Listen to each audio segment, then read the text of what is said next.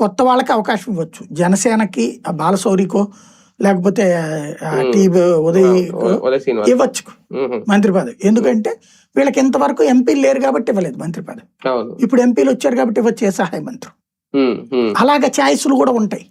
అదే సందర్భంలో ఉన్నటువంటి బండి సంజయ్, కిషన్ రెడ్డి, ఇక్కడ శ్రీనివాస్ వర్మ, వీళ్ళని తీసేసి మాకు రావాలని కోరుకునే వాళ్ళు ఉన్నారు. అక్కడ రాష్ట్ర రాజకీయాల ఇంపాక్ట్ నితిన్ ఇప్పుడు అతను ఉన్నాడు కదా నబీన్, బీజేపీ జాతీయ, ఇతని అభిప్రాయాలు కూడా తీసుకుంటారు అందులో. ఇప్పుడు కొన్ని రాష్ట్రాలలో మంత్రుల్ని 3 కేంద్ర మంత్రుల్ని తీసేసి రాష్ట్రాలకు పంపించారు. పంజాబ్, తర్వాత హిమాచల్ ప్రదేశ్ ఇట్లాంటి రాష్ట్రాలకి.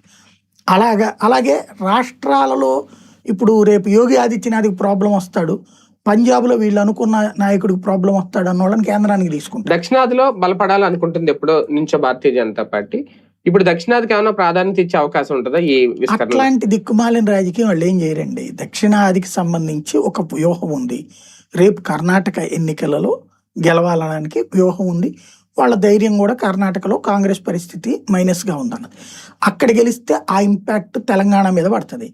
తెలంగాణ మీద సీరియస్ కాన్సన్ట్రేట్ చేస్తారు.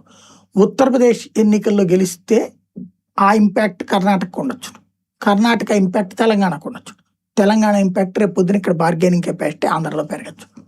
ఇదంతా ఒక సైకిల్. ఏదో ఇవాళ మంత్రి పదవుల్లో ఇచ్చినంత మాత్రం వెంకయ్యనాయుడికి కేంద్ర మంత్రి పదవి ఇచ్చాం, ఆంధ్రలో ఏమైనా బీజేపీని గెలిపించారా? ఒక సీటు కూడా లేకుండా చేయలేదా? మనకి అక్కడ ఇచ్చారు కాబట్టి ఇక్కడ ఏదో చేస్తారని కూడా మాయకత్వం.